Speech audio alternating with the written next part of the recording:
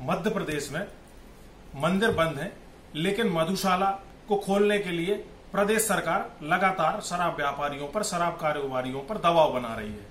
Lockdown में जैसे ही शराब दुकानें खुली, उसके बाद से प्रदेश सरकार और शराब कारोबारियों में तकरार देखी जा रही। कुछ नए फैसले हुए हैं, प्रदेश सरकार ने शराब व्यापारियों के लिए कुछ नए फैसले किए हैं।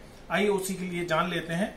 लिकर एसोसिएशन के प्रवक्ता राहुल जायसवाल जी मेरे साथ हैं, उनसे जान लेते हैं इन फैसलों से कितनी राहत मिलती शराब कारोबारियों को दिख रही। सर, कितनी राहत महसूस कर रहे हैं ये आज जो फैसला सरकार ने आपके सामने दिया है शराब कारोबारियों को? देखिए, आज जो सरकार ने नोटिफिकेशन के जरिए आबकारी नीति में जो फेरबदल किए हैं या जो कुछ नए विकल्प हमारे सामने रखे हैं, उन विकल्पों से और उन फेरबदलों से आर्थिक रूप से किसी भी प्रकार की राहत शराब ठेकेदार को नहीं मिल रही है। उसमें ये जरूर किया गया है कि जो हमारी लाइसेंस फीस जमा करने की जो निर्धारित डेट होती थी उसको 5 दिन आगे बढ़ा दिया गया। आपकी ठेके की अवधि में जो दुकानें बंद रह गई, मान लीजिए 34 दिन के लगभग दुकानें बंद थी, तो वो 34 दिन को बढ़ा करके उनने ये किया कि हम आपको अगले सत्र में दे देंगे, जो कि आपका मार्च के महीने में चला जाएगा। उसके बाद कुछ ग्रेस पीरियड देने की बात की गई थी कि भाई लाइसेंस फीस ना लेते हुए कुछ ग्रेस पीरियड दे दिया जाए 1-2 महीने का, तो वो भी सरकार ने स्वीकार नहीं किया है। कुल मिला के सिर्फ ये हुआ है कि जो रुपया हमें आज सरकार को देना था वो रुपया हम सरकार को कल दे देंगे। इसलिए आर्थिक रूप से किसी भी प्रकार की कोई छूट या कोई राहत शराब ठेकेदारों को नहीं मिली है। छोटी मोटी जो फेरबदल सरकार ने व्यवस्थाओं में करी है, जो हमारी व्यवहारिक व्यवस्थाएं होती हैं, जो रोज की वर्किंग में जो सुविधाएं रहती हैं, उन सुविधाओं का औचित्य तभी सिद्ध होगा जब किसी प्रकार से हमारे को आर्थिक रूप से राहत दी जाएगी और हम ठेका चलाते रहेंगे। आर्थिक राहत न मिलने के अभाव में जब ठेका चलेगा ही नहीं, तो ये छोटी मोटी जो छूट दी गई है उनका कोई मतलब नहीं है। तो सर, आपकी गृह मंत्री नरोत्तम मिश्रा जी से भी बात हुई, लिकर एसोसिएशन गया उनके समक्ष और आबकारी विभाग के भी समक्ष। आपने जब ये डिमांड्स रखी तो सरकार आर्थिक रूप से आपको कोई राहत प्रदान नहीं कर रही है क्या शराब कारोबारियों को? देखिए, माननीय मंत्री जी के समक्ष शराब ठेकेदारों ने अपनी सारी बातें रखी थी। माननीय मंत्री जी ने बहुत विस्तार पूर्वक हमें सुना भी था और उनने समझा भी था।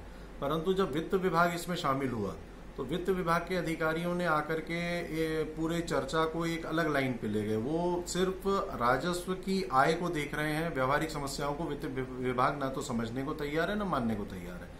तो स्थिति ये हो गई कि व्यवहारिक समस्याएं और जो जमीनी हकीकत है वो आबकारी विभाग भी समझ रहा है, माननीय मंत्री जी भी समझ रहे थे, पर वित्त विभाग जो है इन किसी भी परिस्थितियों को समझने के लिए तैयार नहीं था। इसलिए ये जो गतिरोध पैदा हुआ है ये मुख्यतः वित्त विभाग के दखल के कारण हुआ है और वित्त विभाग की स्वीकृति न मिलने के कारण ही जो है आबकारी ठेकेदारों को किसी भी प्रकार की राहत नहीं मिल पाई है। सर, ये आज जो आदेश आया है, अगर इसको शराब कारोबारी नहीं मानते हैं तो फिर शराब कारोबारियों के ठेके पर क्या असर पड़ेगा?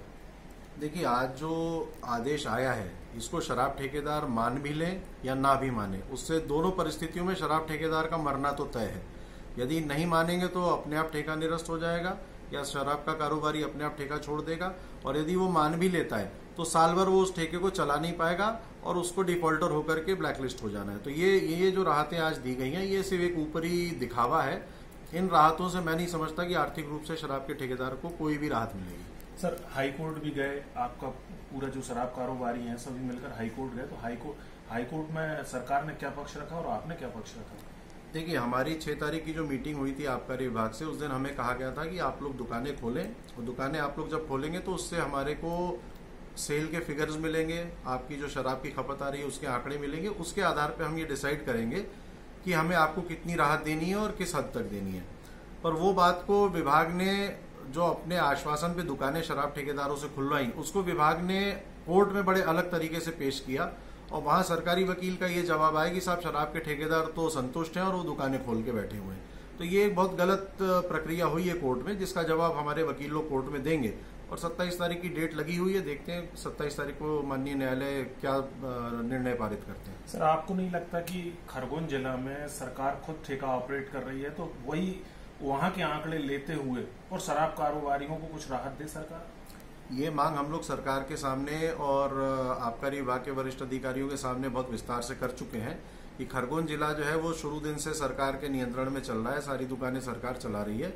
जो भी खपत खरगोन जिले में आ रही है उससे स्पष्ट हो जाएगा कि बाजार की स्थिति क्या है और कोई भी दूसरा ठेकेदार किन परिस्थितियों से गुजर रहा है। पर सरकार कहीं ना कहीं उन चीजों को नजरअंदाज करके और शराब के ठेकेदारों को दबाव में लेकर के किसी भी तरीके से ये ठेके चलवाना चाह रही है। सर आखिरी सवाल, अब आखिर में शराब कारोबारियों के सामने रास्ता क्या बचता है? अभी फिलहाल शराब कारोबारियों के सामने 27 तारीख को न्यायालय के आदेश का इंतजार करने के अलावा कोई रास्ता नहीं बचा है। शराब के सभी कारोबारी आपस में तय कर चुके हैं कि वर्तमान परिस्थितियों में और जो आज जो निर्देश जारी किए सरकार ने राजपत्र के माध्यम से, ये राजपत्र क्रमांक 176 है और इसके दिनांक 23 मई 2020, इसके माध्यम से जो निर्देश जारी किए हैं राज्य शासन ने, इनके प्रकाश में शराब के ठेकेदार दुकानें नहीं चला पाएंगे और मैं समझता हूं कि मध्य प्रदेश की तकरीबन सभी दुकानें 1-2 दिन के अंदर बंद हो जाएंगी। ये थे शराब कारोबारी राहुल जायसवाल, जो कि बता रहे थे कि 27 तारीख के हाई कोर्ट के फैसला का हम इंतजार कर रहे हैं, उसका न्यायालय से उनको कितनी राहत मिलती है, उसके बाद ही वो अपना आगे का कदम शराब कारोबारी तय करेंगे। बहरहाल देखने वाली बात होगी कि मध्य प्रदेश में शराब कारोबारियों और प्रदेश सरकार के बीच आखिर ये तकरार कब तक थमती है। कैमरा पर्सन सुशील पटवा के साथ आलोक खरदेनिया, अनादि टीवी, होशंगाबाद।